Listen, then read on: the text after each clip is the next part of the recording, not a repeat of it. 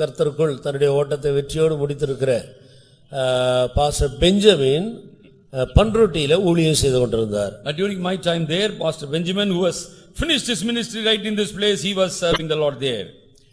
ஒரு முறை ஞாயிற்றுக்கிழமை மாலை ஒரு ஓப்பன் இயர் கூட்டம் நடத்தி கொண்டிருந்தார். And he was making a evening time open air meeting on Sunday.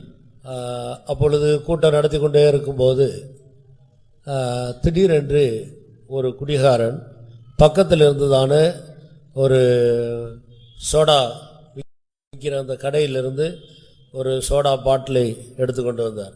And a drunkard in the evening time during this meeting, he brought one soda bottle with him and he came to the meeting. அதை எடுத்துக்கொண்டு வேகமாக வந்து இவரை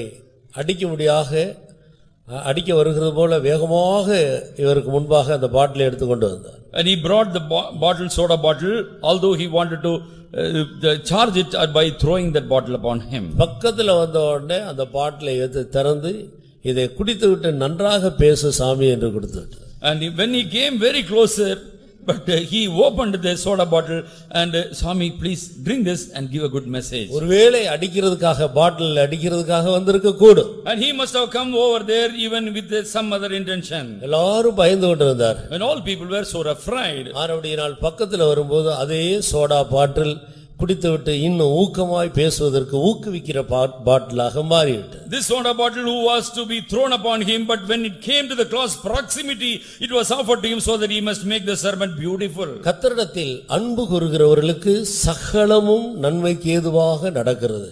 Because we love our God, therefore everything that is taking place in our life is going to be for our good. ஒரு அம்பு கொல்லும்படியாக வரும்போது அது பக்கத்துல வந்த உடனே அது மாலையாக மாறி கழுத்துல விழுந்து விடுகிறது. It is as though it shall become a garland. கர்த்தருக்கு ஸ்தோத்திரம். Praise the Lord. இப்படிப்பட்ட ஒரு கூட்டம் இதே உலகத்தில் தேவன் இப்படி ஒரு கூட்டத்தை வைத்திருக்கிறார். And God has placed one group of people right on the face of this earth. இந்த கூட்டத்தார் தற்செயலாக ஏற்பட்டவர்கள் அல்ல. Accidentally these people have not mushodum or came forth from nothing. இந்த பூமியில திடீரென்று புது கட்சிகள் உருவாகிறது. And you can see many political parties are getting formed in this world many places. சில காலத்துக்கு பிறகு அவைகள் ஒளிந்து போகிறது. But in a passage of time they get vanished into blue. இவைகள் எல்லாம் மனிதர்களால் ஏற்படுத்தப்பட்டபடியினால் அது ஒளிந்து போகிறது. Because it is man made parties, therefore it is coming to null and void on a day. பிறகு புது கட்சிகள் புது கூட்டங்கள் எழும்புகிறது. And another type of groups with some other name is coming forth. சில நாட்களுக்கு பிறகு அவைகள் மறைந்து போகிறது, வேறொரு கூட்டம் எழும்புகிறது. But in a passage of time they perish and there comes forth another group. ஒரு சந்ததி வருகிறது, இன்னொரு சந்ததி போகிறது. One generation is perishing, another generation is to follow upon this earth. மாறி இந்த பூமியில் காரியங்கள் சம்பவித்துக் கொண்டே இருக்கிறது. And one after the other the episode Agog take place on this earth. சூரியன் உதிக்கிறது, அது மறைகிறது, மறுபடியும் உதிக்கிறது. But the sun is rising from east, but it goes to the west, again it is coming back on the next day. இந்த பூமியில் अनेक கூட்டங்களை நாம் பார்க்கிறோம். And we see many groups of people around this world. இது மனிதர்களால் உருவாகிறது. But this congregation or the assembly is made by men. ஆனால் இங்கே நான் வாசித்ததான இந்த இடத்தில் உள்ள இந்த கூட்டத்தார் இது மனிதர்களால் உருவாக்கப்பட்டவர்கள் அல்ல. But here one group of people God select, they are not made by men. ஜாதி அடிப்படையிலே ஜனங்கள் அந்த குறிப்பிட்ட ஜாதியார் ஒன்றாக சேர்ந்து ஒரு கூட்டத்தை அமைத்துக் கொள்ளுகிறார்கள். One group of people according to the caste they conglomerate together. பாஷை அடிப்படையில கூட்டத்தை அமைத்துக் கொள்ளுகிறார்கள். And some people according to the linguistics different they make a group. கட்சி அடிப்படையில எல்லாரும் சேர்ந்து ஒரு கட்சியாக ஒரு கூட்டத்தை அமைத்துக் கொள்ளுகிறார்கள். And they form some groups according to the political backdrops. மத அடிப்படையிலே கூட்டத்தை அமைத்துக் கொள்ளுகிறார்கள். And because of the religion follow up and people are coming together. தொழில் அடிப்படையிலே கூட்டத்தை அமைத்துக் கொள்ளுகிறார்கள். And according to their handiworks business people used to come together. இப்படி பலவிதமான அடிப்படையில ஜனங்கள் கூட்டமாக கூடி இந்த பூமியிலே வாழ்கிறார். And people are confederating or coming together forming groups according to their natures. இந்த अनेक கூட்டங்களின் மத்தியிலே ஒரு கூட்டத்தை கர்த்தராகிய ஆண்டவர் அறிமுகப்படுத்துகிறார். But in the midst of all the groups in this world Jesus Christ is introducing another group of people. இந்த கூட்டத்தார் தாங்களாக ஏதோ ஒன்றை அடிப்படையாக வைத்து உருவாக்கி கொண்ட கூட்டத்தார் அல்ல. But sadly this group of people have not formed themselves or not made a unity because of themselves. இவர்கள் சகலவற்றையும் சிருஷ்டித்த தேவனாலே இந்த பூமியில் ஏற்படுத்தப்பட்ட ஒரு கூட்டத்தாராக இருக்கிறார்கள். But this group of people are being predestinated or ordained by the Lord who made heaven and earth. இந்த கூட்டத்தை சேர்ந்த அநேகர் சொல்லுகிற சாட்சி என்ன? What is the testimony of the people those who are from this group? நான் இப்படிப்பட்ட ஒரு கூட்டத்தை வெறுக்கிறவளாக இருந்தேன். I was a person who was almost hating tooth and nail against this particular sect of the people. நான் எதை வெறுத்தேனோ அதே இடத்துக்கு கர்த்தர் என்னை கொண்டு வந்தார். I had a great abhorring for this group, but God has brought me right to that group. அப்படி பலர் சொல்லுகிறதை நான் கேட்டிருக்கிறேன். And that was the testimony I am given to understand by many people. அவர்களிலே நானும் அப்படித்தான் ஒருவனாக இருக்கிறேன்.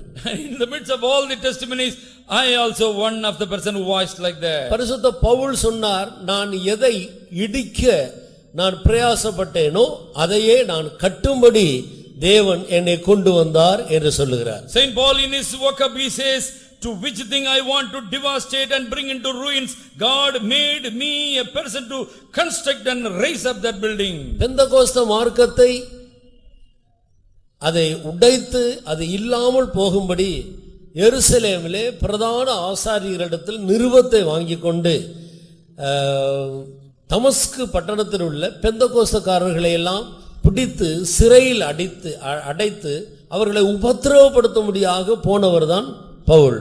And Paul was formerly Saul when he went and took some epistle from the high priest in Jerusalem to persecute all the Pentecostal people those who are worshipping the Lord at Damascus. இது போகிற வழியில ஏதோ ஒன்று சம்பவித்தது, அழிக்கும்படியாக போன அவர் அதை கட்டுகிறவராக மாறிவிட்டார். But in his journey something took place. He wanted to destroy and discomfit the people there, but he was transformed to a person who was raising up that group. இது தற்செயலாக அவருக்குள் நடந்த ஒரு காரியம் அல்ல. It was not an accident that took place in the life of this Saul. பின்னால் நாட்களில் பரிசுத்த பவுல் சொல்லுகிறார், நான் என் தாயின் வயிற்றில் உருவாகும் போதே என்னை தேவன் இதற்காக என்னை கண்டார் என்று சொல்கிறார். But in the fag end of the life, Saint Paul is recollecting back and saying, but God has predestinated me before I was formed in the womb of my mother. கலாத்தியருக்கு எழுதின நிருபம் 1:15 Galatians 1:15. அப்படி இருந்தும் நான் என் தாயின் வயிற்றில் இருந்தது முதல் என்னை பிரித்தெடுத்து தம்முடைய கிருபையினால் அழைத்த தேவன். நான் என் தாயின் வயிற்றில் இருந்தது முதல் என்னை பிரித்தெடுத்து அவருடைய கிருபையினால் அவர் என்னை அழைத்தார். But it pleased God who separated me from my mother's womb and called me by his grace. அவ பரிசுத்த பவுலை ஆண்டவர் தாயின் வயிற்றில் இருக்கும் பொழுதே பிரித்து விட்டார். And likewise God separated this Saint Paul when he was formed in the womb of the தன்னுடைய mother. ஊழியத்துக்கென்று பிரித்து விட்டார். And God separated him for God's own work. இந்த பவுல் மேல் ஆண்டவருக்கு இருந்ததான நோக்கம் என்ன என்று அவர் அப்போஸ்தலனாகிய பவுலுக்கும் அது தெரியாது. And this apostle Paul was not knowing what was the plan connected with this life. அதே நேரத்தில் அவருடைய பெற்றோர்களுக்கும் அதை பற்றிய நாலேஜ் இல்லை. Even they were totally, the parents also, they did not have the faintest knowledge connected with this. ஆண்டவர் மட்டும் இவர் மேல் ஒரு நோக்கம் வைத்து அந்த நோக்கத்தின்படி அவரை நடத்துகிறார். And God had a discrete plan connected with him and God was leading him in his journey. ஆனால் இவர் ஆண்டவர் இயேசு கிறிஸ்துவோடு சேர்ந்து அவருடைய வேலையை இவர் தீவிரமாய் செய்துவிடக் கூடாது என்பதற்காக அவரை ஆரம்பத்திலே பிசாசு தன்வசப்படுத்தி அவன் தன்னுடைய காரியத்தை செய்யும்படியாக இந்த பெந்தெகோஸ்து மார்க்கத்தை அழிக்கும்படியாக சாத்தான் சில காலம் வரைக்கும் பரிசுத்த பவுலை எடுத்து உபயோகப்படுத்திக் கொண்டிருக்கிறார். But strangely here we see Saint Paul was mightily captivated by the devil so that he must not do the service of the Lord, but he must be a tormentor or persecutor of the Pentecostal realm. ஆனால் குறித்த காலம் வந்தபோது தேவன் செய்ய நினைத்தது தடைபடாது, ஒருபோதும் தடைபடாது என்ற வசனத்தின்படி ஆண்டவர் தன்னுடைய வேலையை பரிசுத்த பவுலுக்குள்ளே செய்தார். When the right time came, the stipulated time was dawning upon him, God commenced his ministry or work in him. தேவனுடைய மனுஷனாகிய ஸ்தேவானை கல்லெறிந்து கொல்வதற்கு மிகவும் உடந்தையாக இருந்த ஒரு மனிதன்தான் இந்த அப்போஸ்தலனாகிய Pavul. This apostle Paul was a person who was standing by the side when Stephen was stoned or pelted to death. இந்த மார்க்கத்தை சேர்ந்த அநேகரை பல விதங்களில் உபத்திரவப்படுத்தின ஒரு மனிதன் தான் இவர். And he was a man who was tormenting, persecuting the people or the followers of Christ in his time. அதே மனிதனுக்குள் தேவன் வைத்த தீர்மானத்தை குறித்த நேரம் வரும்போது தேவன் நிறைவேற்றினார். But God has performed, fulfilled the desire or the plan connected in his life in the correct time. ஆனபடியினால் இந்த கூட்டம் என்று சொல்லுகிறவர்கள் இது தற்செயலாக தாங்களாக வந்தவர்கள் அல்ல. இது தேவனுடைய முன் அறிவிப்பின்படியே அவருடைய தீர்மானத்தின்படியே பல ஜாதியிலிருந்தும் பல பாஷைகளிலிருந்து பல சூழ்நிலைகளிலிருந்து தேவனால் பிரித்தெடுக்கப்பட்டு கொண்டு வரப்பட்ட ஒரு கூட்டத்தார். Therefore this group of people we speak here, they are not come of their own with their own knowledge, but God has separated according to the predestination, calling and ordination of the Lord. ரட்சிக்கப்பட்ட தேவனுடைய பிள்ளைகள், அபிஷேகம் பெற்ற தேவனுடைய பிள்ளைகள் தங்களுக்கு ஆண்டவர் தந்திருக்கிற அந்த ஆவிக்குரிய அனுபவங்களை குறித்து நீங்கள் சாதாரணமாக எண்ணிவிடக்கூடாது. The saved people of the Lord here must never very commonly think about your salvation or the blessing you harvested after getting the infilling of the Spirit. தேவன் அவருடைய தீர்மானத்தின்படி உங்களை சந்தித்து இங்கே கொண்டு வந்திருக்கிறார். According to the predestination of the Lord, God has brought you right in this place. நீங்கள் தற்செயலாக வந்தவர்கள் அல்ல.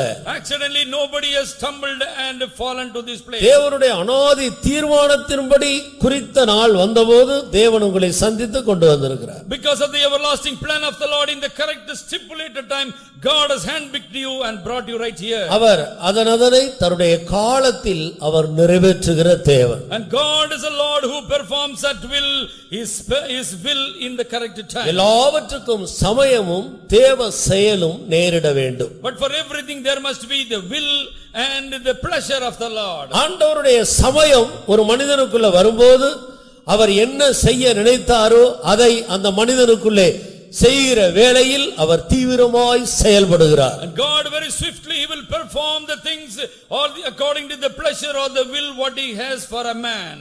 இந்த வேத வசனங்களை வைத்து அவருடைய தீர்மானத்தின்படி நான் அழைக்கப்பட்டிருக்கிறேன், நான் ரட்சிக்கப்பட்டிருக்கிறேன், நான் இந்த பெந்தெகோஸ்து அனுபவத்துக்குள்ளே தேவனால் கொண்டு வரப்பட்டிருக்கிறேன் என்ற முழு நிச்சயம் உள்ளவர்கள் தங்களுடைய கரங்களை உயர்த்துங்கள்.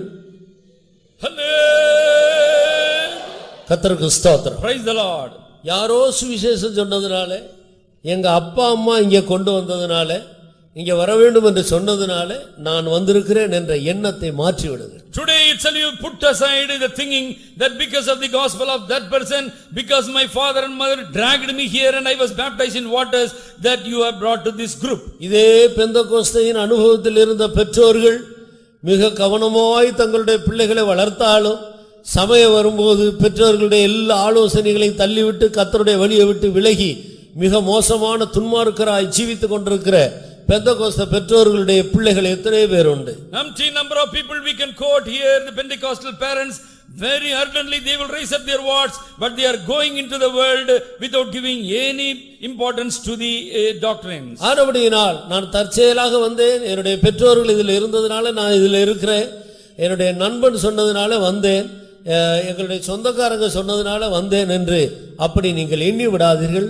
அவருடைய தீர்மானத்தின்படி தேவன் உங்களை இங்கே கொண்டு வந்திருக்கிறார் என்பதுதான் உண்மை. அதை உறுதிப்படுத்திக் கொள்ளுங்கள். And you must make sure that it is the purpose of God only brought you here, not because of the spelling of somebody else or by enforcement of your parents or your friends. அன்றியும் அவருடைய தீர்மானத்தின்படி அழைக்கப்பட்டவர்களாய் அவரிடத்தில் அன்பு கூறுகிறவர்களுக்கு சகலமும் நன்மைக்கு ஏதுவாக நடக்கிறது என்று அறிந்திருக்கிறோம். And we know all things work together for good to them that love God, to them that were called according to his purpose. இங்க இருக்கிற ஒவ்வொரு தேவனுடைய பிள்ளையும் ஆண்டவருடைய தீர்மானத்தின்படி நீங்கள் அழைக்கப்பட்டவர்களாக இருக்கிறீர்கள். Every child of God who is seated here or been purposefully God has minted you out of this world. இந்த காரியத்தில் நீங்கள் அதிக உறுதியுள்ளவர்களாக இருக்க வேண்டும். And you must have concrete or you must have a great assurance connected with your calling. நம்முடைய வாழ்க்கையிலே உயர்வு வரக்கூடும், தாழ்வு வரக்கூடும், நம்முடைய வாழ்க்கையிலே நெருக்கங்கள் வரக்கூடும்,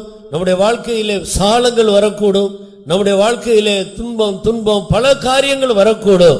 ஆனால் நான் தேவனால் தெரிந்து கொள்ளப்பட்டவன், தேவனால் அழைக்கப்பட்டவன், என்மேல் ஆண்டவருக்கு ஒரு தீர்மானம் இருக்கிறது என்ற இந்த காரியத்தில் உறுதியுள்ளவர்களாக இருந்தால் என்ன நடந்தாலும் எல்லாம் உங்களுக்கு நன்மையாக மாறிவிடும். And you may be elevated, you may be promoted, or you may be debased, you may be rejected, you may be suffering persecution and afflictions, but if you have a concrete thinking that God has called you with this purpose, you will never stumble and you will offended. யார் இந்த ஒரு கருத்தை, இந்த ஒரு எண்ணத்தை, இந்த உண்மையை குறித்து யார் அசதியா இருக்கிறார்களோ அவர்களுக்கு தான் வருகிறதான காரியங்கள் தீமையாக சம்பவிக்கிறது. And all the people are slothful connected with this purpose, they will be getting wearied and be fainted on their afflictions. Jonah தேவனால் தெரிந்து கொள்ளப்பட்ட ஒரு தீர்க்கதரிசி. And Jonah was a prophet who was chosen by God. கப்பல் கலங்கியது, சமுத்திரம் கொந்தளித்தது. And the ship was almost shaken and there came tempest and raging wind. மீன் விழுங்கி விட்டது. And the great fish swallowed him up. ஆனால் அவன் கர்த்தரிடத்தில் திரும்பி தன்னை அழைத்த தேவனிடத்தில் அவர் நெருங்கின போது அதே மீன் கப்பல் போகிற வேகத்தை விட அதிக வேகமாக போய் கரையில கக்கி விட்டது. The correct time, the correct repentance that Jonah had in his life, right in the belly, God made the same ship or the fish to carry him very swiftly to the shore which God wants to take him through. ஆண்டவரிடத்தில் அன்பு கூறுகிறவர்களுக்கு அவருடைய தீர்மானத்தின்படி நான் அழைக்கப்பட்டவன் என்று விசுவாசித்த அந்த விசுவாசத்தில் உறுதியாக இருக்கிறவர்களுக்கு என்ன சம்பவித்தாலும் அது நன்மையாகத்தான் முடியும். For all the people those who are loving God, whatsoever may be taking place in your life, you must think that it will be working together for your good. நான் தேவனுடைய தீர்மானத்தின்படி அழைக்கப்பட்டவன் என்பதில் மட்டும் நம்மை உறுதிப்படுத்திக் கொள்ள மிக கவனமாக இருக்க வேண்டும். And we must be very very careful to greatly having assurance that I am called by a purpose of God. சோதனைகள் போராட்டங்கள் வரும்போது உங்களுடைய அழைப்பை குறித்து நீங்கள் சந்தேகப்படக்கூடாது. And in the time of the tossing wind or afflictions, you must never think about your calling and be shaky. பரிசுத்த பவுலையும் சீலாவையும் சிறைச்சாலையில் அடைத்தார்கள். And Saint Paul and Silas, they were imprisoned. அந்த நேரம் ஆண்டவர் நம்மை அழைத்தது உண்மையானால் இப்படி சிறைச்சாலைக்கு வந்திருப்போமா என்று அவர்கள் சந்தேகப்பட்டு கொண்டு சிறைச்சாலையில் கலங்கி இருந்தால் சிறைச்சாலையின் அஸ்திவாரம் அசைந்திருக்குமா?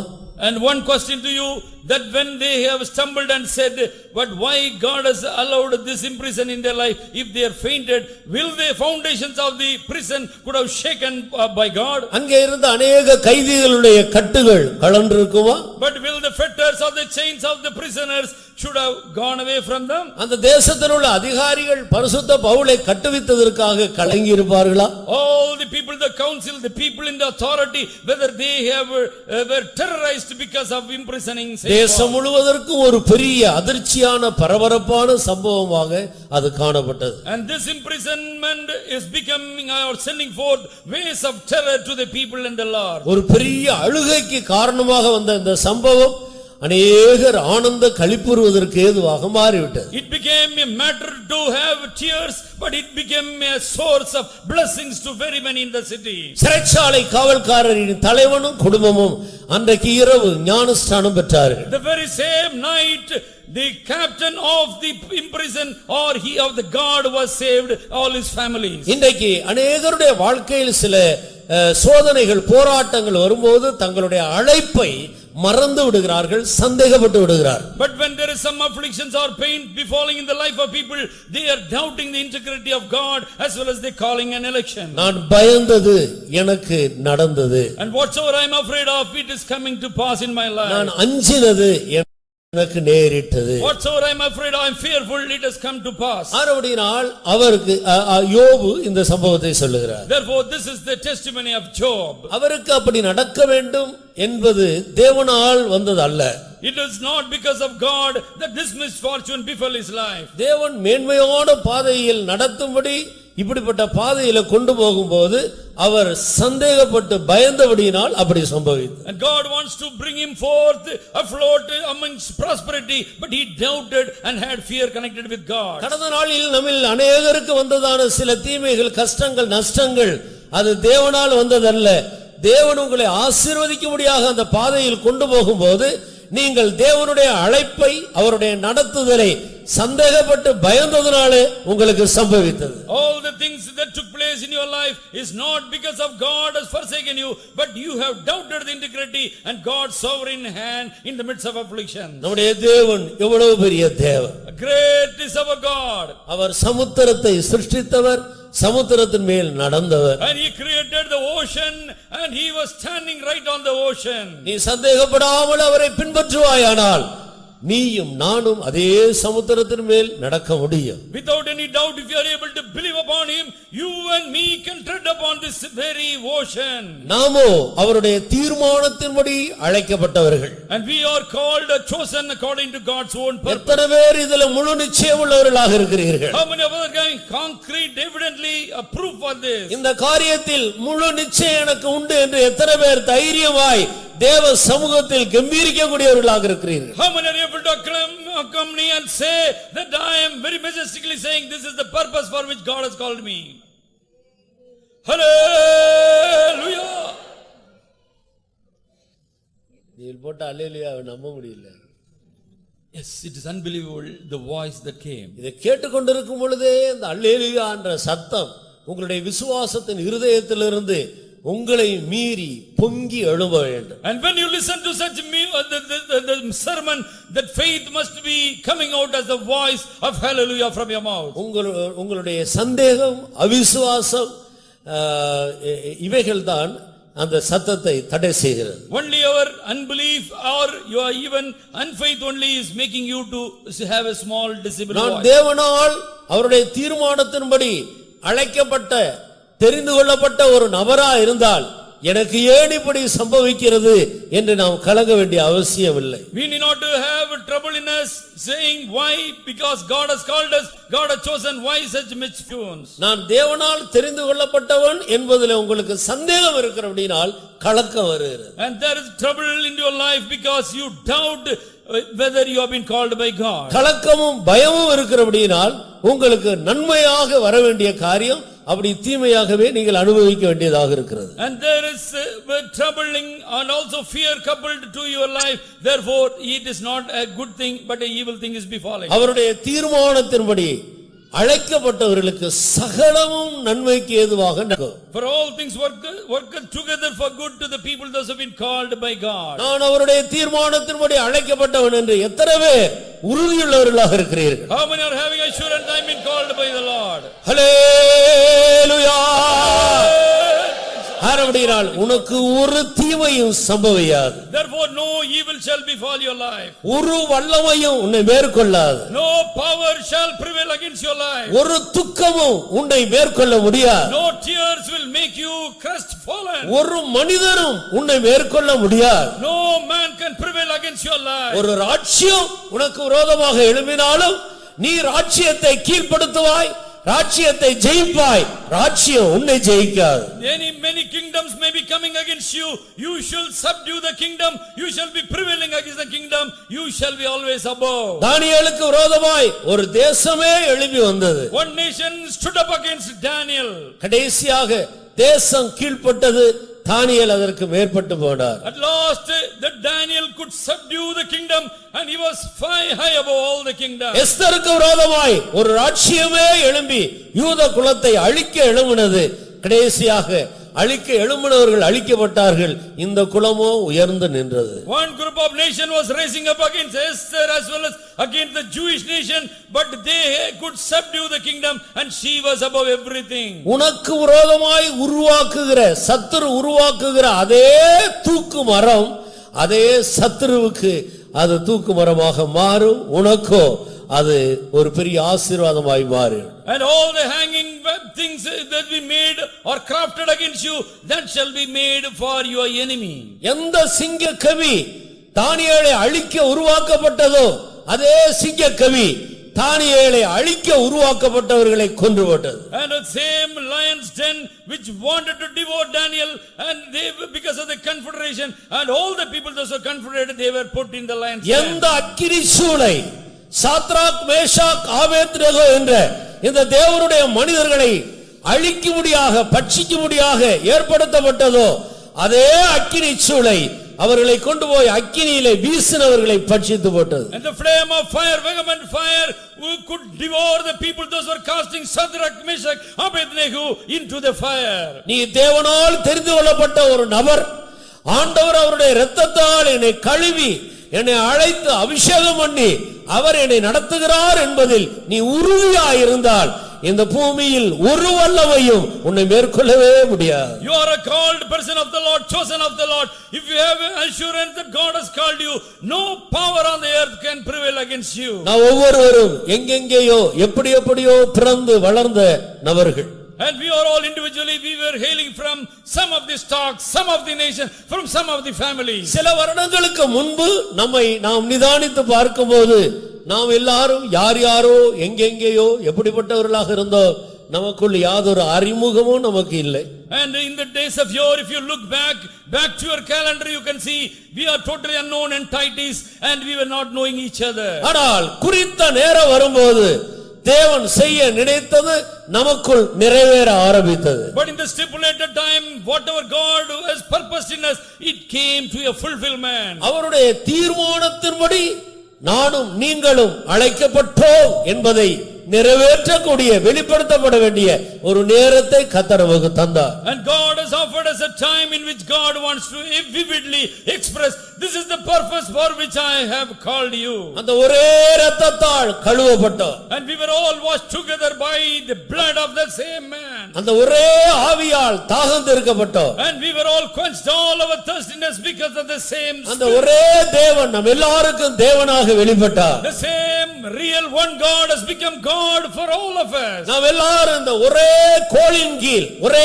நடத்திப்புக்கு கீழே கொண்டு வரப்பட்டோம். And we were all brought under the domain of the same rod and the staff of God. நாம் எல்லாருடைய முகங்களையும் ஆண்டவர் ஒரே நம்பிக்கைக்கு நேராக ஒரே துறைமுகத்துக்கு நேராக திருப்பி விட்டார். And now God has made all our faces focused towards the heaven or the desired heaven wherein we want to go. பல நம்பிக்கைக்கு நேராக திருப்பப்பட்டிருந்த நம்முடைய முகங்களை எல்லாருடைய முகங்களையும் ஆண்டவர் ஒரே திசைக்கு நேராக திருப்பி கொண்டு வந்தார். We individually had so many faces, so many anxieties and expectation, but God has made our concentration hope upon him. நாம் தேவனால் தெரிந்து கொள்ளப்பட்டவர்கள். For yes, we are called of the Lord. நாம் தேவனால் அழைக்கப்பட்டவர்கள். And we are chosen of the Lord. நாம் அவருடைய தீர்மானத்தின்படி வேறு பிரிக்கப்பட்டவர்கள். And we were all together separated for a divine purpose. இது உண்மை என்று எத்தனை பேர் இன்னும் உறுதிப்படுத்திக் கொள்கிறீர்கள்? How many are being hallelujah? கர்த்தருடைய நாமத்துக்கு மகிமை உண்டாகட்டும். Glory be added to God's revered name. இந்த நிச்சயம் இன்றைக்கு உனக்குள் வந்தபடியால் இன்று முதல் உனக்கு சம்பவிக்கிற அனைத்தும் நன்மையாக நடக்கும் என்பதை நீ நிச்சயமாக அறிந்து கொள். And you might mark and understand because you have come to this concrete assurance, and therefore you see all the things shall be prospering from today onwards. உன்னை சேதப்படுத்துவார் உலகத்தில் இல்லை. There will be no person to lay accusation or evil against you. உன்னை மேற்கொள்ளுவார் பூமியில் இல்லை. On the face of the earth there is no enemy to buffet your life. உன்னை அழிக்க இந்த பூமியில் ஒரு வல்லமையும் இல்லை. There is no power to prevail and to destroy your life. உன்னுடைய அவிசுவாசமே, உன்னுடைய சந்தேகமே, உன்னுடைய பயமே கடந்த நாட்களில் சில தோல்வியை நீ சந்திக்கும்படியாக செய்தது. And your unbelief and your fear and your afraid only made you to encounter some defeats in your past. இன்னைக்கு ஒரு சரியான இடத்துக்கு உன்னுடைய மனதை திருப்பி கொண்டு வந்து உறுதிப்படுத்திக் கொண்டது நிமித்தம் இனி நீ அவைகளை காண மாட்டாய். And because you have come to the correct plane or a platform with great assurance about God, you will never see such misfortune in your life. இன்று முதல் உனக்கு நடக்கிற அனைத்தும் நன்மையாகவே மாறும். And from today onwards whatsoever will be taking place in your life, it shall be for your good alone. நீ திகிலுக்கு தூரமாவாய். You shall be far away from all the தீங்கு உன்னை தொடராது. The evil never pursue you. வலது பக்கம் இடது பக்கம் அநேகர் விழுவார்கள். There shall be in right and left many people shall be falling. நீயோ ஸ்திரமாய் முன்னே போய் கொண்டே இருப்பாய். And you shall be pressing forward victoriously in your life. கர்த்தருடைய நாமத்துக்கு மகிமை உண்டாகட்டும். May glory be added to God's holy name. இதுதான் அவருடைய தீர்மானத்தின்படி அழைக்கப்பட்டவர்களுக்கு நடக்க வேண்டியவைகள் நடந்து கொண்டிருக்கிறவைகள். And this is the thing that has to take place in the life of the people those who have been called by the purpose of the Lord, it shall take place also. தேவன் எதற்காக நம்மை அழைத்தார்? Why God should call all of us? தேவன் எவர்களை அழைத்தாரோ அவர்களை தெரிந்து கொண்டிருக்கிறார். And whosoever been predestinated of the Lord, God has called them all. தேவன் எவர்களை தெரிந்து கொண்டாரோ அவர்களை நீதிமான்களாக்கி இருக்கிறார். And whosoever been called, and God has justified them. எவர்களை தேவன் நீதிமான்களாக்கினாரோ அவர்களை மகிமைப்படுத்தியும் இருக்கிறார். To whom God justified, God has glorified them also. கடந்த நாட்களில் अनेक தேவனுடைய பிள்ளைகள் தேவன் அவர்களுக்காக வைத்திருந்த மகிமையை பெற்றுக்கொள்ளும்படி அவர்கள் மகிமை அடைந்து தங்களுடைய மரணத்தின் மூலம் தேவனை மகிமைப்படுத்திக் கொண்டு இந்த பூமியை விட்டு கடந்து போயிருக்கிறார். Many people from our congregation, from our people are gone, duly receiving justification and glorified in their state. They are gone to be with the Lord. அவர்கள் தங்களுடைய நித்திய மகிமைக்கு விழித்து எழும்பும்படி இளைப்பாறிக் கொண்டிருக்கிறார்கள். And they are rose up so that they must go to the eternal glory, and they have swiftly they are gone to the other shore. கர்த்தர் என்னையும் உங்களையும் அந்த நித்திய மகிமையை பெற்றுக்கொள்ளும்படி இந்த பூமியிலே நம்மை உருவாக்கி கொண்டிருக்கிறார். For you and me, God is giving an everlasting glory. For that God is modeling us right on this. ஒருவேளை மரித்தோரிலிருந்து உயிர்த்தெழுகிற அனுபவம் இல்லாவிட்டால், உயிரோடு இருந்தால் மறுரூபமாகிற அனுபவம், இந்த ரெண்டில் ஒன்றை நாம் சந்திப்போம். We might die and be having a resurrected body, or else if you are alive we shall be transfigured, and we shall have either of these two experience in us. இதற்காக தேவன் இந்த பூமியிலே நம்மை வைத்திருக்கிறார். And for this cause only God has placed right on this earth. அந்த நோக்கம், நம்மை மகிமைப்படுத்துகிற அந்த நோக்கம் நம்மிலே நிறைவேறும்படியாக இந்த பூமியில் தேவன் வைத்திருக்கிறார், நம்மை நடத்தி கொண்டிருக்கிறார். And for that purpose of glorifying us, God has placed us on this earth, and God is subjecting us to His glory. இதிலே முழு நிச்சயத்தோடு இருங்கள். And we have a concrete assurance connected with this. பல அலைகள், பல வெள்ளங்கள் புரண்டு வரும். Many billows waves shall be coming raging up against you. பல காற்று உனக்கு எதிரிட்டு வரும் வீசும். There may be many tempest, boisterous wind coming against you. பல மனிதர்கள் சேனையாய் எழும்பி வருவார்கள். As a host of enemy, many people shall be coming and throwing against you. சத்துரு வெள்ளம் போல எழும்பி வருவார். The adversary shall be coming as a flood against your life. உனக்கு விரோதமாய் ராஜ்யம் எழும்பி வரும். The kingdom might be coming against you. ஆனால் நீயோ அசைய மாட்டாய். But you shall never be moved. கர்த்தருடைய நாமத்துக்கு மகிமை உண்டாகட்டும். May glory be added to God's holy name. 2 நாட்களுக்கு முன்பாக தூரமான ஒரு தேசத்திலிருந்து ஒரு சகோதரன், நான் இப்படி ஒரு சொப்பனம் கண்டேன் என்று சொல்லி ஒரு சொப்பனத்தை அவர் ஷேர் பண்ணி கொண்டார். Before 2 days, one person from far off country, he rang up to me and he was telling me about the dream what he had. ஒரு தேவனுக்கு பயந்த ஒரு மனிதனை குறித்து அவர் இவ்விதமாக சொன்னார். And he was narrating about a very devoted and God's fearing man. பயங்கரமான தண்ணீர் பெருகிக் கொண்டிருக்கிறது. And there was coming a great flood like waters. அந்த தண்ணீரிலே அவர் சொன்ன அந்த தேவனுடைய மனிதன் அந்த தண்ணீரிலே இருக்கிறார். And this revered man of God was afloat in the waters. அந்த திரளான தண்ணீர்கள் எல்லாம், அந்த திரளான தண்ணீர்கள் அவருக்காக வந்த தண்ணீர்கள் தான். And this mighty water that was flooding his life, it is only for him. எந்த மனிதனுக்கு அந்த திரளான தண்ணீர் எழுப்பி வந்ததோ அந்த தண்ணீரில் அந்த குறிப்பிட்ட மனிதன் ஒரு அசைவில்லாமல் அவர் இளைப்பாறுதலோடு உட்கார்ந்திருக்கிறாராம். The great flooding of the water was gushing upon his life, but he was seated in the midst of the water very tranquilly. அதிகபட்சம் தண்ணீர் என்று சொல்வது அது சோதனை என்று நாம் அறிந்திருக்கிறோம். And we know on the grass water typifies is a trial. திரளான தண்ணீர்கள் நேசத்தை அணைக்க மாட்டாது. But the great quantum of water will never quench the love. வெள்ளங்களும் அதை அணைக்க முடியாது. Even the floods of water cannot quench God's love. தேவனுடைய நேசத்தை ருசித்த தேவனுடைய மனிதர்கள் அதன் மத்தியில் இளைப்பாறிக் கொண்டிருப்பார். In the midst of all this flooding, the people of the Lord who tasted God shall be relishing in that. உண்மையாய் ஆண்டவரை நேசிக்கிற தேவனுடைய ஜனங்கள் திரளான சோதனையிலே இளைப்பாறுதலை காண்பார்கள். The people those who are really loving God, they shall be having tranquil rest in the midst of all sufferings around. அதுதான் ஒரு நல்ல ஸ்டாண்டர்டான ஒரு கிறிஸ்துவ ஜீவியம். That is the great victorious standard of a Christian. சோதனையில கலங்கி போகிற நபர்கள் அது ஒரு சரியான ஒரு ஸ்டாண்டர்ட் இல்லாதவர்கள் என்பதுதான் அதை காட்டுகிறது. In the midst of afflictions and pain, if he is shedding tears and he is fallen, it is not a good standard of his life. இதோ அஸ்திவாரமாக ஒரு கல்லை நான் சீயோனில் வைக்கிறேன். Lo, I place a foundational stone in Zion. அது சாதாரண கல் அல்ல. It is not a common stone. அநேக பரீட்சைகளின் ஊடாய் கடந்து ஜெயமெடுத்து கடந்து போன கல். And this stone has been made to pass through many fiery trials. அது பரீட்சிக்கப்பட்ட கல். It has been a tried stone. அது திட அஸ்திவாரமான மூலைக்கல். It is a true foundational cornerstone.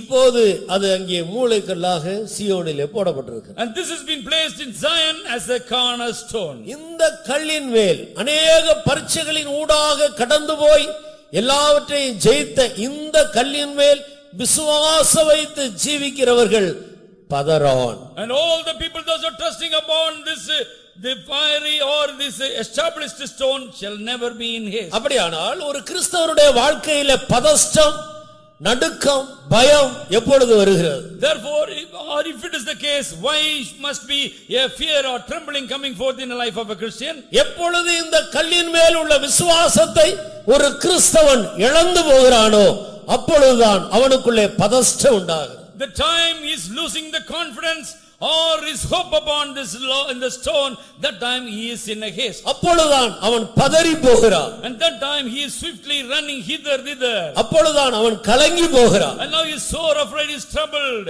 இந்த பயத்து நிமித்தம், கலக்கத்து நிமித்தம் தான் வியாதிகள், கஷ்டங்கள், பிரச்சனைகள் வரும்போது அநேகர் மனிதர்களை நாடி போய் விடுகிறார். And during this troubled season only many people are now seeking after the help and they go as a slave to people. உன் தேவனாகிய கர்த்தர் மேல் உனக்கு இருக்கிற விசுவாசத்தை நீ இழந்து போனாய். Because you lost the confidence what you had upon your God in your life. நீ விசுவாசத்தை நஷ்டப்படுத்தி விட்டாய். You have frustrated the hope of your God. உனக்கு வந்த போராட்டத்தில் நீ நல்ல போராட்டத்தை போராடவில்லை.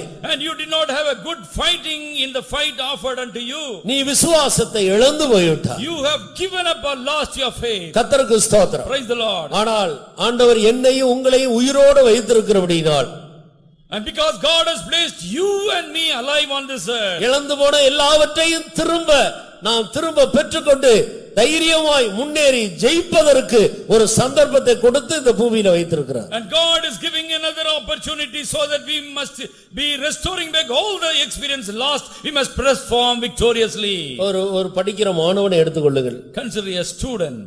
அவன் பரீட்சையில fail ஆகிவிட்டான். Suppose he is failing in an exam. முதல் முறை அவன் ஃபெயில் ஆனதை கண்டு அவன் சோர்ந்து போய் அதைரியப்பட்டு இனி எப்படி எல்லாருக்கும் முன்பாக நாம் தலையை காட்டுவது என்று சொல்லி தற்கொலை பண்ணி கொண்டான் என்று வைத்துக் கொள்ளுங்கள். Suppose first time he was unable to see all his contemporaries and colleagues and he is committing a suicide.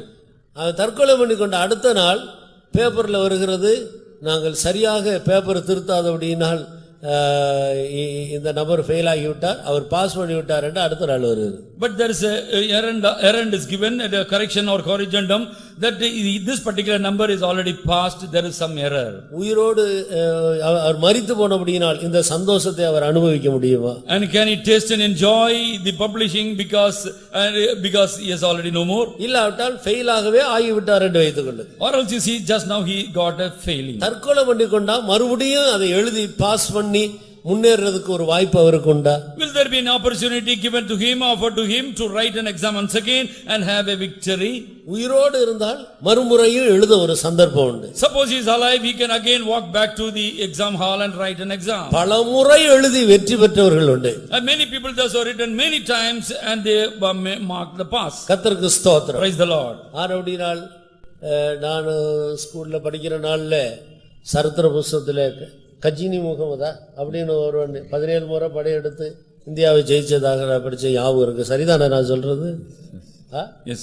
கர்த்தருக்கு ஸ்தோத்திரம். Praise the Lord. In history we could see one person is losing 17 times. உயிரோடு இருந்தபடியினால் 17 முறை சண்டை போட்டு 17வது முறை ஜெயம் எடுத்து. This Gajani Muhammad is waged the battle for 17th time and he conquered the victory. கிறிஸ்துவ வாழ்க்கையிலே சில தோல்விகள் உனக்கு சம்பவிக்க கூடும். In the Christian life you have to meet with many defeats. விசுவாசத்தை விட்டு விடாதே. Please do not give up the faith. கர்த்தருக்கு ஸ்தோத்திரம். Praise the Lord. நீ மறுபடியும் எழுவு. Once again you must rise up. நிச்சயமாக உனக்கு ஜெயம் உண்டு. Sure you shall receive the victory. நீ சோர்ந்து போகாதே. Don't be crestfallen. இந்த காலை வேளையிலே என்னையும் உன்னையும் தட்டி எழுப்பும்படி இந்த வேத வசனம் நமக்கு முன்பாக கொண்டு வரப்படுகிறது. This word of the Lord is brought before you in a platter so that you must be quick and right in this morning. இந்த வேத வசனத்தில் நம்மை தட்டி எழுப்பக்கூடிய ஆணித்தரமான ஒரு தேவனுடைய வார்த்தை எதுவாக இருக்கிறது? And this is the word of the Lord, very concretely it is getting addressed to you. 33வது வசனம் என்னை அதிகமாக ஊக்குவிக்கிற ஒரு வசனமாக இருக்கு. The verse 33 many times it used to inspire my life. வாசிங்க. தேவன் தெரிந்து கொண்டவர்கள் மேல் குற்றம் சாட்டுகிறவன் யார்? தேவனே அவர்களை நீதிமான்கள் ஆக்குகிறவர்.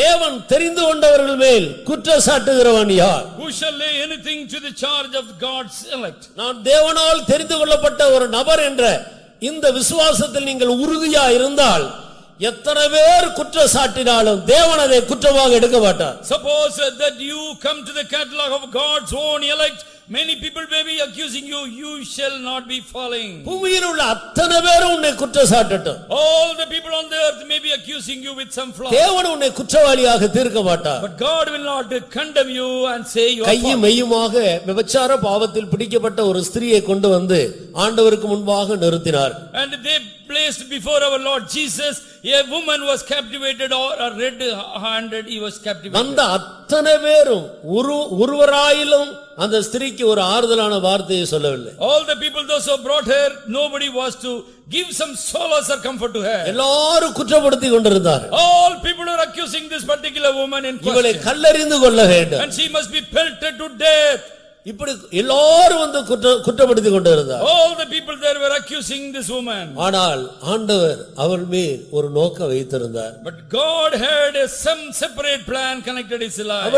அவளும் தேவனால் தெரிந்து கொள்ளப்பட்டவர்களில் ஒருவளாக இருந்தாள். Because she was one amongst the chosen or elected people of God. எல்லாரும் குற்றப்படுத்தினார்கள். All people were condemning her. ஆனால் கிருபை என்ன சொன்னது? But what the grace was telling to her, நான் உன்னை குற்றவாளியாக தீர்க்கிறதில்லை. but I will not condemn you as a criminal. நீ போ, ஆனால் இனி பாவம் செய்யாதே. But go from here, sin no more in your life. அவளும் தெரிந்து கொள்ளப்பட்ட ஒரு கூட்டத்தில் ஒரு நபராக மாறிவிட்டார். This woman in question also became one of God's own elect. நான் தேவனால் தெரிந்து கொள்ளப்பட்டவன், நான் தேவனால் தெரிந்து கொள்ளப்பட்டவள் என்பதிலே நீங்கள் உறுதியா இருந்தால் ஒருவரும் உங்களை குற்றப்படுத்த முடியாது. And if you are having concrete evidence that God has elected you and chosen you, nobody can lay or claim upon you. குற்றம் சொல்லுகிறவர்கள் சொல்லிக்கொண்டே இருக்கட்டும். Let the accuser be going on upon you. ஆனால் தேவனுடைய குற்றவாளியாக தீர்க்க மாட்டார். But God will never accuse you of any flaws. அருமையான தேவனுடைய பிள்ளையே, O beloved child of God, தேவன் தெரிந்து கொண்டவர்கள் மேல் குற்றம் சாட்டுகிறவன் யார்?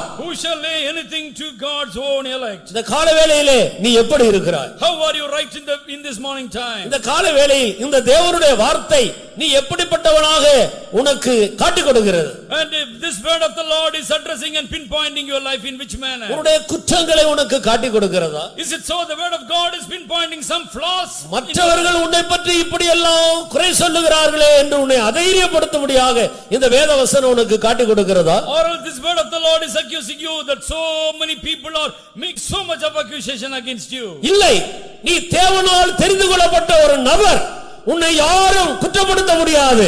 தேவன் உன்னை எழுப்புகிறார், நீ எழும்பு என்று உனக்கு சொல்லுகிறதா? Or this word of the Lord is saying you are God's own elect, God's own chosen, nobody can make any accusation against you. இந்த வேத வசனத்தை நீங்கள் எப்படி காண்கிறீர்கள்? How are you looking into this divine word of God? இந்த தேவனுடைய வார்த்தை உங்களை எப்படி சந்திக்கிறதாக நீங்கள் உணர்கிறீர்கள்? How are you sensing and realizing the word of the Lord is meeting you? நீ தேவனால் தெரிந்து கொள்ளப்பட்டவர். You are chosen of God. இதுவரையும் யார் உன்னை எவ்வளவு குற்றம் சாட்டி இருந்தாலும் நீ தேவனால் தெரிந்து கொள்ளப்பட்ட ஒரு நபர். And although people may be making many false accusation against you, but you are chosen of God. நீ நஷ்டப்பட மாட்டாய். You shall not go astray. நீ தோல்வி அடைய மாட்டாய். You shall not meet defeat. இந்த கிறிஸ்துவ வாழ்க்கையில் நீ வீழ்ச்சி அடைய மாட்டாய். You shall not be stumbling and falling in your Christian race. தேவன் உன்னை தெரிந்து கொண்டிருக்கிறார். God has chosen you. நீ எழும்பு என்று இந்த வார்த்தை உன்னை உயிர்ப்பிக்கிறது. The word of the Lord is quickening you, saying you be arisen. தேவன் தெரிந்து கொண்டவர்கள் மேல் குற்றச்சாட்டுகிறவன் யார்? And who shall lay anything to the charge of God's elect? அருமையான தேவனுடைய பிள்ளையே, Wherefore, child of God, அருமையான கிறிஸ்தவ நண்பனே, oh beloved Christian friend, அருமையான கிறிஸ்துவுக்குள்ளான சகோதரியே, oh sister, those who are in Christ, தேவன் என்னை தெரிந்து கொண்டார் என்ற நிச்சயம் உனக்கு உண்டா? do you have an assurance God has chosen you இந்த vividly? காலத்தில் நீ உன்னுடைய பார்வையில் எவ்வளவு குறைவாக இருந்தாலும் மற்ற உன்னை சுற்றிலும் இருக்கிற உன் உறவினர்கள், உன் குடும்பத்தார், உன் சபையார் மத்தியிலே நீ எவ்வளவு குறைவாக எண்ணப்பட்டிருந்தாலும் ஆண்டவர் உன்னை மேலான ஒரு நபராக காண்கிறார். In your own sight, in the sight of all your family members, you may be in a debased state, dejected state, but God does not see you in that manner. ஆனபடியால் உன்னுடைய எண்ணத்தை விட்டுவிடு. Therefore, let go your thinking, go away from your mind. உன்னை பற்றி உனக்கு இருக்கிற தாழ்வான மனப்பான்மையை விட்டு வெளியே வா. Come out of the inferiority complex by which you are limping. இனி என்னால் இந்த சீயோனின் பாதையில் முன்னேற முடியாது. I cannot press forward in my Zion. நான் இவ்வளவு குறை உள்ளவன். I have such and such setbacks in me. எல்லாரும் என்னை பற்றி இப்படிப்பட்ட அபிப்பிராயம் உள்ளவர்களாக இருக்கிறார். Many people are having such a notion connected with my life. இனி இந்த எருசலேமின் வாழ்வில் என்னால் செழிக்க முடியாது. I cannot be in prosperity in the path leads to Jerusalem. இந்த தவறான தாழ்வான மனப்பான்மையை விட்டுவிட்டு நீ வெளியே வா என்று கர்த்தர் இந்த வேத வசனத்தின் மூலம் உன்னை அழைக்கிறார். By this word of the Lord, God is inviting you, come out of the inferiority complex, in the rejected state. உன்னை பற்றி நீ வைத்திருக்கிற அபிப்பிராயத்தை தேவ சமூகத்தில் அறிக்கையிட்டு விட்டுவிடு. And renounce and confess all the inferiority complex what you have connected with your own life. அது தவறான ஒரு அபிப்பிராயம். It is a very wrong notion what you have connected with உன்னை you. பற்றி உன்னை சுற்றிலும் இருக்கிறவர்கள் உன்னுடைய சபையார் வைத்திருக்கிற அவ பேசுகிற அபிப்பிராயத்தை நீ மனதில் எடுக்காதே. Do not harbor the thing or accusation what your fellow men in the church they do against you. தேவனுடைய வார்த்தையை கனம் பண்ணு. And honor the word of the Lord. நீ தேவனால் தெரிந்து கொள்ளப்பட்ட ஒரு நபர். And you are chosen of God. உன்னை யாரும் குற்றம் சாட்ட முடியாது. Nobody can charge or accuse against you. நான் உன்னை தூக்கி நிறுத்துவேன். I have lifted you and established you. நான் உன்னை அழைத்தேன். I have called you. நான் உன்னை தெரிந்து கொண்டேன். I have chosen you.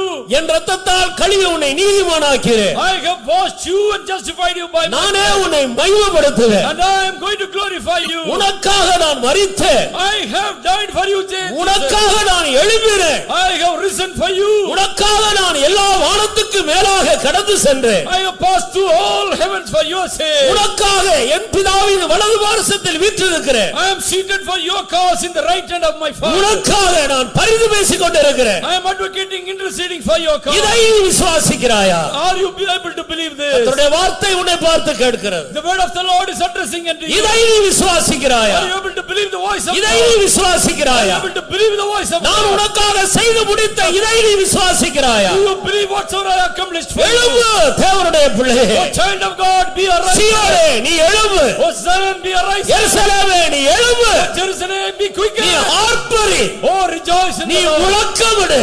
And be a proud and shout. தேவனால் தெரிந்து கொள்ளப்பட்டவர்களை குற்றம் சாட்டுகிறவன் யார்? And who can say anything against God's own elect? நான் உன்னை தெரிந்து கொண்டேன். For I have chosen you. முழங்கால்களை முடக்குவா. And please be on your knees. கண்களை மூடி ஆண்டவருடைய கரத்தில் சமர்ப்பிப்பவாக. During shutting your eyes, let us surrender into the hands of உன்னை the Lord. பற்றிய தாழ்வான மனப்பான்மையை விட்டுவிடு. Let go the inferiority complex what you harbor in your heart. அந்த சிறைச்சாலையில் இருந்து வெளியே வா.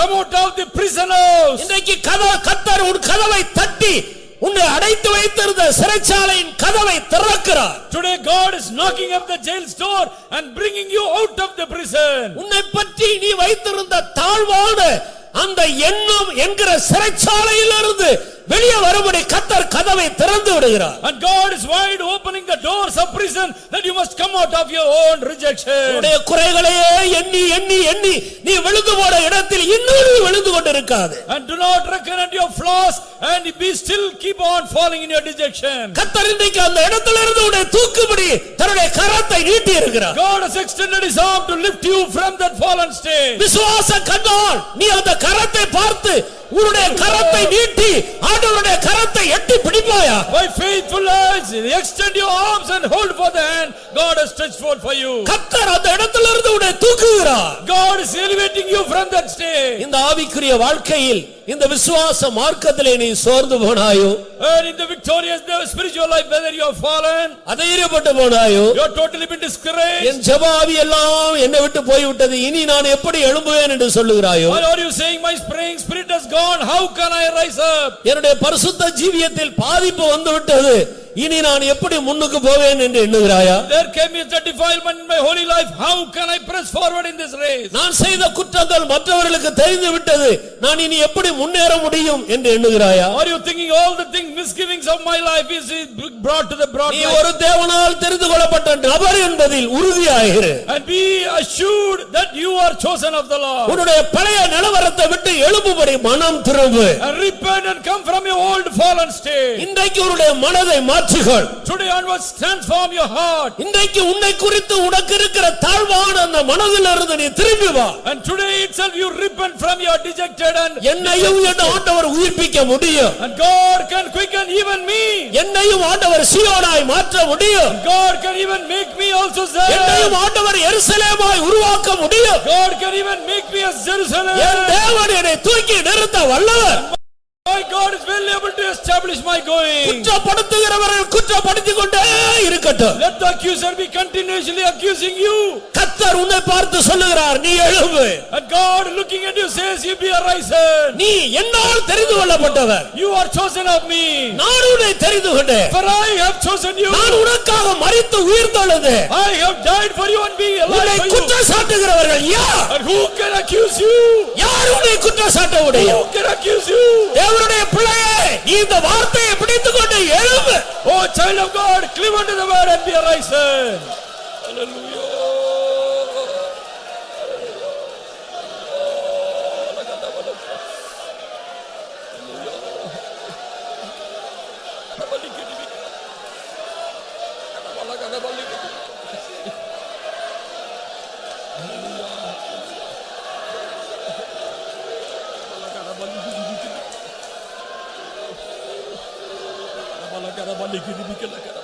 நீ திரும்பினதை கர்த்தர் காண்கிறார். God sees that you are repented.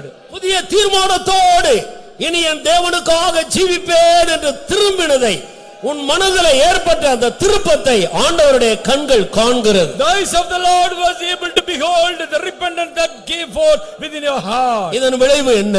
What is the reward? நீ இழந்து போன ஜெப ஆவியை திரும்ப தருகிறார். The praying spirit has been restored back.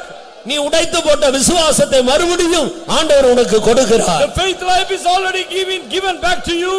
நீ உடைத்து போட்ட கற்பனை பலகையை மறுபடியும் அந்த அன்பை ஆண்டவர் உன் இருதயத்தில் ஊற்றுகிறார். God is pouring forth the fallen love and the broken tables in your உன் heart. தேவனை மறந்தாயே, You have forgotten about your God. மறுபடியுமாக அவர் உன்னை நினைவு கூர்ந்து அதே அன்பை உன் இருதயத்தில் ஊற்றுகிறார். Once again God reminded you and showing forth this. நீ ஆதி அன்புக்கு திரும்பி வா என்று அழைக்கிறார். God is calling you, please come back to the நீ first. ஆதி விசுவாசத்துக்கு எழும்பி நட என்று ஆண்டவர் அழைக்கிறார். Come back to the first faithful step, God says. உன் முந்திர சீரை பாரிக்கு நற்சீர் நான் உனக்கு தருவேன் என்று சொல்லுகிறார். God says, I'm going to give you a very glorious virtue rather than your beginning. இன்னும் நீ எழும்ப அசதியா இருக்கிறாயா? But still are you slothful?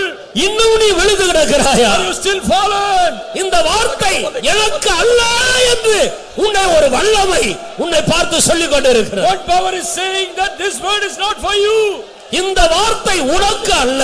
This word is not addressing to you. இப்படி ஒரு வல்லமை உன்னோடு பேசி உன்னை அதைரியப்படுத்திக் கொண்டிருக்கிறது. One power is totally putting you in discouragement. கர்த்தர் உன்னை பார்த்து சொல்லுகிறார், இந்த வார்த்தை உனக்காகவே அனுப்பப்பட்டிருக்கிறது. But God said this word has been addressed unto you. இதை விசுவாசித்தால் என் மகிமையை நீ காண்பாய். If you are able to believe this, you shall see the glory. எழும்பு சபையே, நீ எழும்பு. Oh church, be arisen. Hallelujah.